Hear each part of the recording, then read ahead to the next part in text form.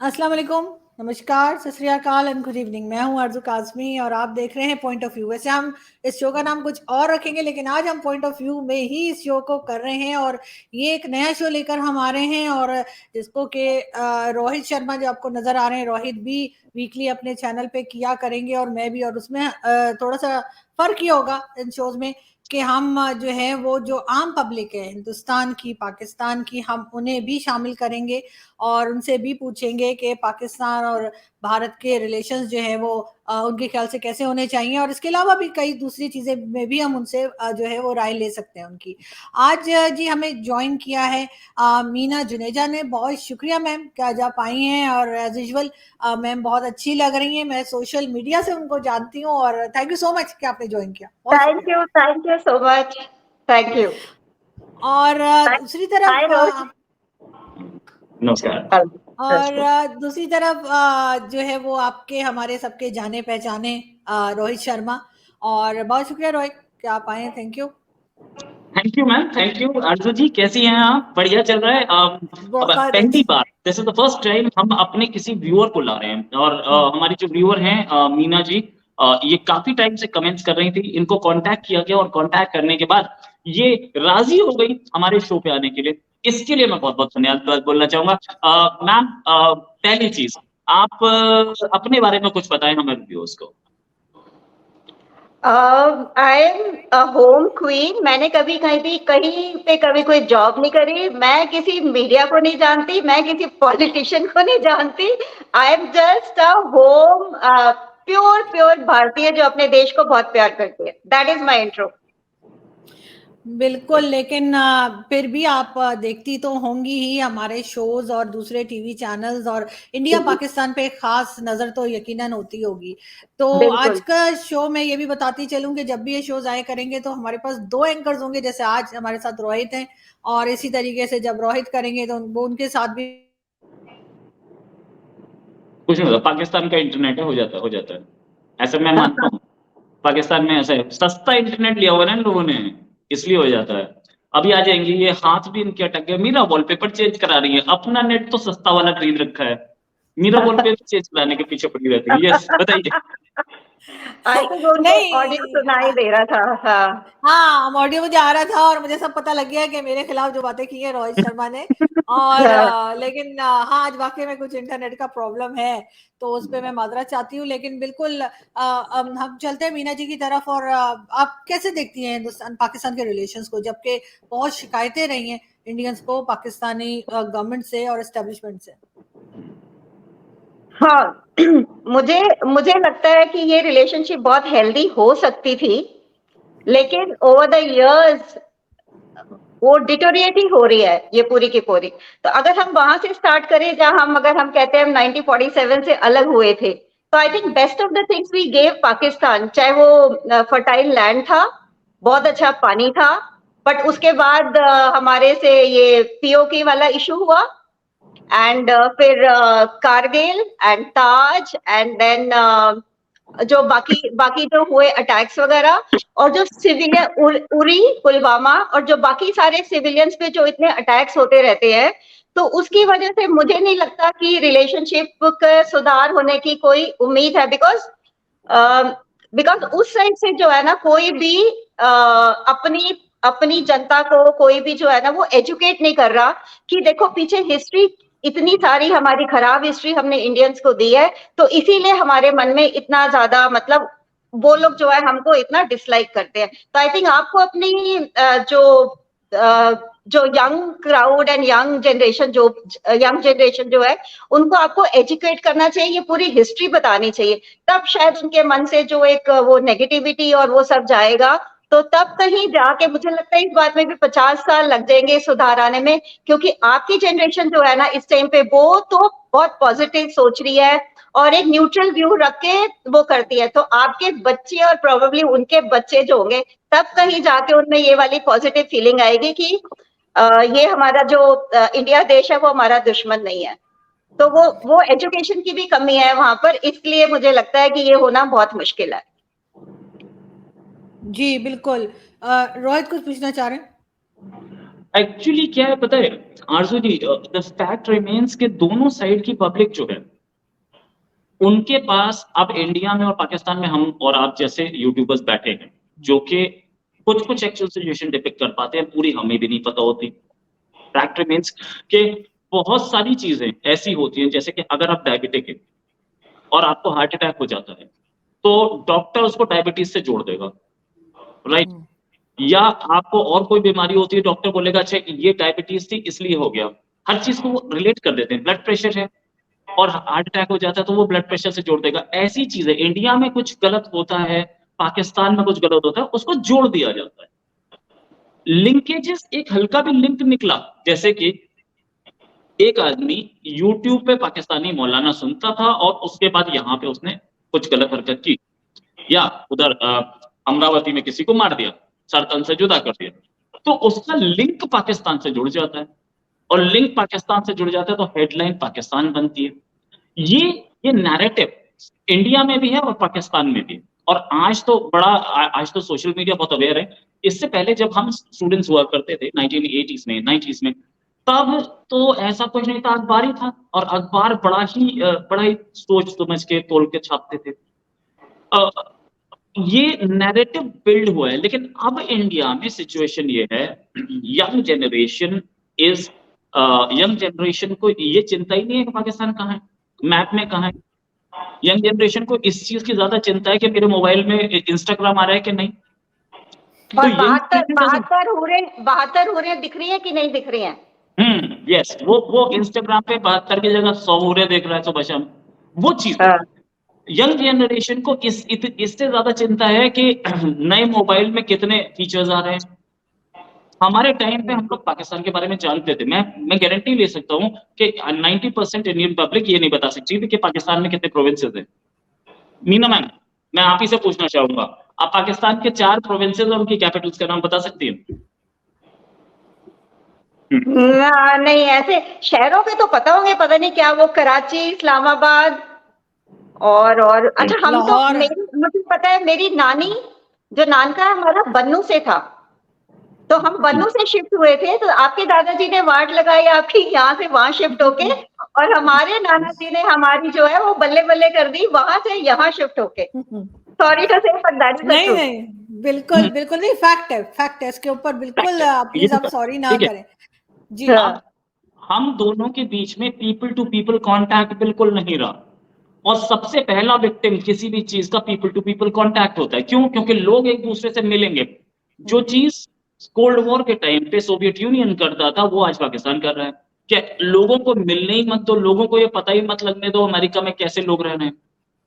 लेकिन एक आदमी के पास नहीं वो आप सही कह रहे हैं, लेकिन फिर भी अगर मैं मीना जी से पूछूं तो जैसे रोहित कह रहे हैं पीपल टू पीपल कांटेक्ट जो है वो नहीं हो पा रहा, और आजकल चले कुछ शोज वगैरह की वजह से लोग मिल जाते हैं, लेकिन आपको लगता है कि सोशल मीडिया और यूट्यूब और इस किस्म के जहां जहां पे भी इंडिया पाकिस्तान के लोग बात करते हैं, मैं पबजी का तो बिल्कुल नाम ही नहीं ले रही हूँ, तो कोई और ही कहानी होती है, तो वो आपको लगता है कि उस वजह से लोगों में जो एक गलत इंप्रेशन है एक दूसरे की कंट्री के बारे में, बहुत सी चीजें ऐसी हैं जो हमारे इंडियन दोस्त बात करते हैं और बिल्कुल यहाँ पे ऐसा कुछ नहीं होता है, या हम कहते हैं और पता लगता है कि वहां ऐसा कुछ नहीं है, तो ये जो गलत फहमियां है आपके ख्याल से कि वो क्लियर होंगी तो पीपल टू पीपल कांटेक्ट की वजह से भी जो है वो हालात जो है थोड़े बेहतर हो सकते हैं?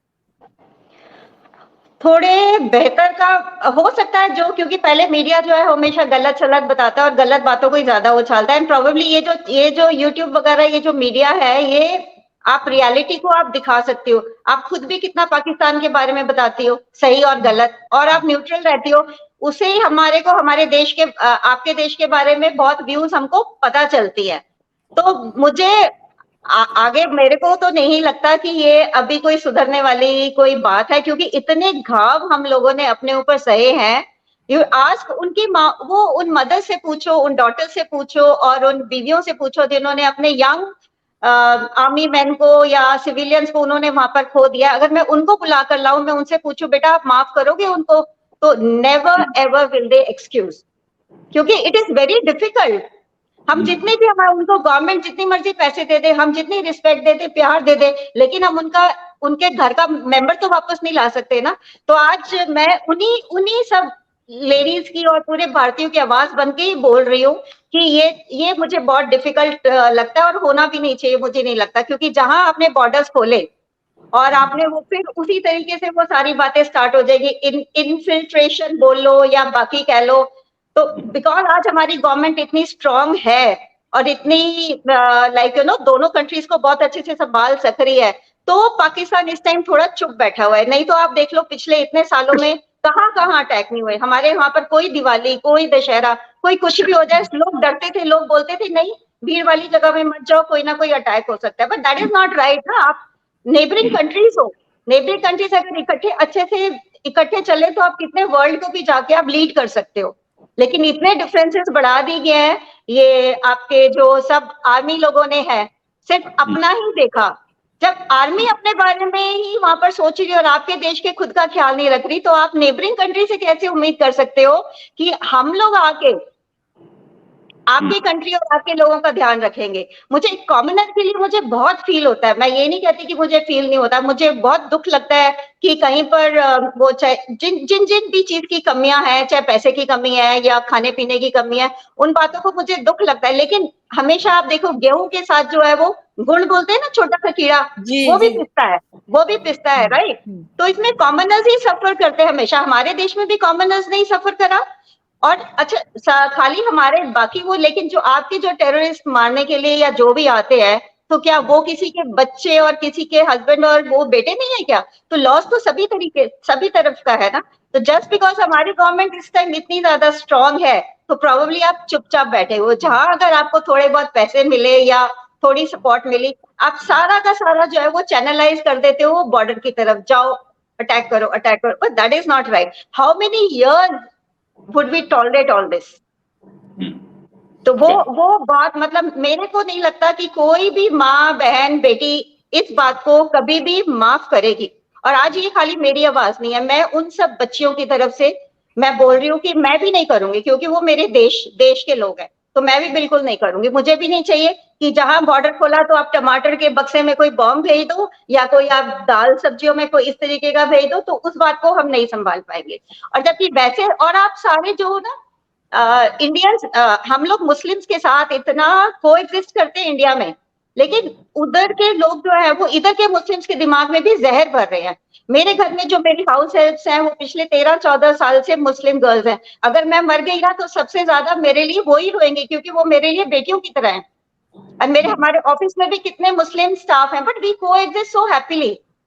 मैं सबके, कोई भी ईद होती है वो सब हम फोन करती हूँ, मैं जाती हूँ, मैं प्योर वेजिटेरियन हूँ, पर मुझे सेवियों वाले ईद वाले दिन तो उनको विश करना अच्छा लगता है, लेकिन मुझे थोड़ा वो बहुत हैवी एटमॉस्फेयर लगता है जिस दिन ये बकरा ईद होती है।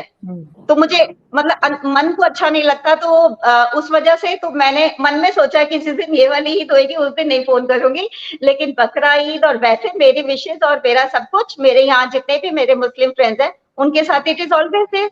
मैं कनाडा गई थी, वहां पर एक मेरे को पाकिस्तानी फैमिली मिली थी, कितना प्यार, कितना मोहब्बत, कितना घुमाया खिलाया पिलाया। तो उनका उनका वो मेरे ऊपर है कि मतलब एक जिसे कहते हैं got to repay it back, पर वो कभी इंडिया आ ही नहीं पाएंगे कि मैं उनका रीपे कर सकूं कभी। तो आई फील इस वजह से ये बॉर्डर का और ये ट्रेड वगैरह का मुझे नहीं लगता कि इस टाइम पे जो है वो बिल्कुल सोचना भी चाहिए, unless you all people decide कि नहीं हमने जो गलती अच्छा, जब हम सच्चे मन से माफी मांगते हैं ना तो शायद दूसरा माफ भी कर देता है। आपने देखा होगा हमसे भी जो गलतियां होती है तो माफ कर दे, लेकिन कितनी बार कोई माफ करेगा? हमारा बच्चा एक बार गलती करता है, 2 बार गलती करती, चौथी बार तो हम उसको थप्पड़ लगाते नहीं लगाते? लगाते हैं ना। तो आज हमारे पास जो मोदी जी आए हैं वो थप्पड़ लगाने वाली स्टेज में ही आया है कि चल बस अब बहुत हो गया, इनफ इज इनफ। जी रोहित, एक चीज के जो इंडिया में सिचुएशन है वो ये है कि हम लोग बहुत टाइम से पाकिस्तान की तरफ से जो टेरर आ रहा है उसको हम झेल रहे हैं, 30 साल हो गए। अच्छा, चाहे वो कश्मीर में हो रहा हो या वो रेस्ट ऑफ इंडिया में हो रहा हो, माफी चाहूंगा थोड़ा मेरा गला खराब हो गया, चाहे वो कश्मीर में हो रहा हो या रेस्ट ऑफ इंडिया में हो रहा हो, प्रॉब्लम है और वो हेडलाइन छपती है। अच्छा, इंडिया में एक फीलिंग है कि वी आर इंडियंस। क्यों ये फीलिंग है? ये फीलिंग अभी हाल में बहुत आई है, जब से हमारा मास ट्रांसपोर्ट तेज हुआ है, हमारी स्पीड जो बढ़ी है, हमारा एयर ट्रांसपोर्ट सॉलिड हुआ है, तब से ये बढ़ी है। 80s के बाद ऐसी फीलिंग बनी है कि आप तमिलनाडु को, केरला के किसी आदमी को बोलोगे कि आपको यूपी में काम करना है, वो आएगा, और यहाँ के लोग वहां जाते हैं, क्योंकि हम लिबरलाइज हुए, और लिबरलाइज होने के बाद कंपनी एक है, वो सामान बेचती है दूसरे स्टेट्स में। आईसीआईसीआई बैंक हर जगह ऑपरेट करता है, एचडीएफसी बैंक हर जगह ऑपरेट करता है। वी हैव अ फीलिंग, और ये यूनाइटेड फीलिंग बड़ी बड़ी जैसे बोलते हैं ना, सोशल मीडिया के सामने आई है। अब जहां तक बात है कि ये इस टेररिज्म ने एंटी पाकिस्तान फीलिंग तो बढ़ाई है, नो डाउट अबाउट इट, और ये बढ़नी भी चाहिए, नो डाउट अबाउट इट, ठीक है। अब दूसरी चीज, पाकिस्तान में क्या होता है 90% इंडियंस को नहीं पता। मैं जब नया नया आया था तो मुझे किसी ने नंबर दिया, मेरे दोस्त है, उस समय सबसे पहले मेरे दोस्त खालिद महमूद खालिद, 2000 की बात कर रहा हूँ, मुझे उनका नंबर दिया गया कि ये उनका मोबाइल नंबर, इनसे बात कर लो। तो मेरा फर्स्ट रिएक्शन, अच्छा पाकिस्तान में मोबाइल होते हैं? तो उसने बोला क्या मतलब, तुझे क्या लगता है नगाड़े पे जाके बात करते हैं आपस में? मतलब this was the thinking, you know, कि मतलब इधर से वो चीखता होगा वो भाई हो गया, उधर से वो चीखता होगा, बोले यार मोबाइल वहां पे भी है और हमसे पहले से यूज कर रहे हैं। तो मैंने कॉल किया, उधर से बात हुई, पहली बार तो आई वाज प्रीटी सस्पिशियस। उसके बाद वो खालिद महमूद खालिद मेरे इतने अच्छे दोस्त बने, और आज भी दोस्त हैं, उनकी बेटी जर्नलिस्ट है, वो इतने अच्छे दोस्त हैं मुझे, ठीक है। तो ये चीज कि you talk to them with high degree of scepticism, इस तरीके के स्केप्टिसिज्म से आप बात करते हो कि मतलब सामने वाले से शक की नजर से ये कहीं फंसाएगा, ये आईएसआई का एजेंट है, दिमाग में पहले दिन भरा होता है। लाहौर में लाहौर में दंगा हुआ था, कहीं हुआ था, 144 लगी, तो वहां से हमारा रिपोर्टर हुआ करता था गुलाम अब्बास शाह, जो आजकल बोल टीवी में जॉब करते हैं, उन्होंने बोला कि यार 144 लग गई है। मैंने कहा तुम्हारे यहाँ भी 144 लगती है? हमारे यहाँ लगती है यार। तो बोले यार ये तो पीनल कोड है, अंग्रेजों का दिया हुआ है, इंडिया पाकिस्तान बांग्लादेश में सेम है, तो हर जगह सेम लगेगी ना, और इसमें चेंज नहीं है। Indian penal code, Pakistan penal code, Bangladesh penal code same तो है, अंग्रेजों ने बनाया था, और उस कोड में चेंजेस मिनिमम है, 507 और 302 मर्डर सब सेम है, और वही सेम कानून है। मैं यहाँ के वकीलों को नहीं पता कि वहां पीनल कोड सेम है, और वहां के वकीलों को ये नहीं पता यहाँ का पीनल कोड सेम है। ये चीजें पता नहीं है, क्यों? क्योंकि 70 years down the line, 75 years down the line, हम लोगों की वो जनरेशन जो वहां रहती थी और यहाँ रहती थी, जो मिलते थे, वो जा चुके हैं। अब जो जनरेशन है उसको ये पता है कि दोनों के बीच में एक दीवार है और एक आयरन कर्टन है, और ये कुछ वेस्टेड इंटरेस्ट ने से नहीं होने दिया।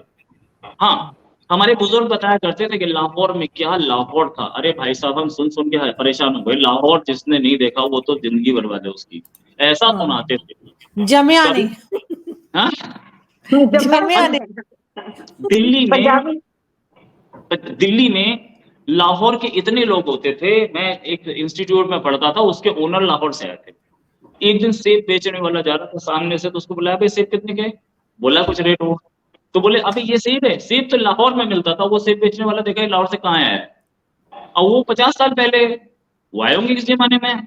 तो ये चीज वो हम लोगों ने सुना था, मगर यही है ना कि लोगों को वही ना आपस में बातचीत अगर करेंगे, तो ये जो पहले गलतियां हुई हैं पाकिस्तान से, मैं बिल्कुल इनकार नहीं करती, अपने शोज में हमेशा मानती हूँ, लेकिन उससे आगे बढ़ना होगा, उसको थोड़ा सा हमें कोशिश करनी होगी कि दोबारा उस तरह की गलतियां ना हो। और जैसे रोहित भी कह रहे हैं कि उन्होंने कहा कि क्या जी मोबाइल वहां पर होता है, खैर इससे कम से कम ये पता लगा आज के शो से हमें कि रोहित कहीं पढ़े अड़े भी हैं, मतलब कॉलेज वगैरह का भी जिक्र कर रहे हैं, तो मुझे पता चला कि कहीं स्कूल कॉलेज भी जाना हुआ है। लेकिन ये है कि लेकिन हम ये जरूर है कि अभी अभिषेक जी जो आते हैं शो में, उन्होंने कहा कि जी क्या मैं कराची गई थी, कहते, मैंने कहा 2 घंटे की फ्लाइट है, कहते अच्छा क्या जहाज चल रहे हैं पाकिस्तान में? मतलब लोग समझ नहीं पाते कि क्या हो रहा है। जी मीना जी, आप कुछ कह रही? अच्छा, मैं ये कह रही थी, अभी आप मेरे को बोल रहे थे ना कि रिश्ते सुधरने चाहिए, राइट? लेकिन अभी भी आप चाइना के साथ मिलके वो वहां पर बंकर्स वगैरह बना रहे हो, राइट? यही जो मैंने न्यूज में सुना है। तो फिर आप अगर उस तरीके की तैयारी रखते हो हमारे देश के साथ, तो फिर सुधार की उम्मीद कैसे रखते हो? तो यहाँ मुझे दिख नहीं रहा ना कि कुछ नहीं मैम, देखे एक दूसरे के साथ जो 76 ईयर्स हम लोगों की जो टेंशन रही है, उसको देखते हुए ना हिंदुस्तान पाकिस्तान पे ट्रस्ट कर सकता है, ना पाकिस्तान आराम से बैठ सकता है। तो अपनी अपनी जगह दोनों कंट्रीज एक दूसरे से बचने के लिए कुछ ना कुछ तो करते रहेंगे। ये तो हमारे एक ब्रिगेडियर साहब आए थे शो में, उन्होंने कहा कि अगर बिल्कुल हालात सही हो जाएं तब भी एजेंसीज जो काम करती हैं वो तब भी करती रहेंगी, क्योंकि इतना ज्यादा एक दूसरे से हम लोग लड़ चुके हैं कि अब कोई किसी पे ट्रस्ट करने को तैयार नहीं है। अगर कहीं से कोई प्रेशर आए और मिल के बैठना ही पड़े तो बैठ जाएंगे। मैं आम लोगों की बात नहीं कर रही, लेकिन जो गवर्नमेंट्स हैं या जो एजेंसीज हैं या जो एस्टेब्लिशमेंट है वो बहरहाल एक दूसरे पे भरोसा नहीं करेगी। और यहाँ से हम चलेंगे जी क्लोजिंग की तरफ। और बहुत शुक्रिया मीना जी कि आज आप आई हैं, बहुत अच्छा लगा आपसे बात करके। और क्लोजिंग अप रोहित शर्मा करेंगे जी। रोहित, चलो, bye then. Thank you, thank you, Bye. Thank you, Thank you thank for you, giving me the platform and letting me speak. Thank you so much. और हम उम्मीद करते हैं कि नेक्स्ट टाइम भी आप हमें ज्वाइन करेंगी। बहुत शुक्रिया। चलो, all thank right. You, Bye bye. Thank you, Bye. Bye bye. Bye.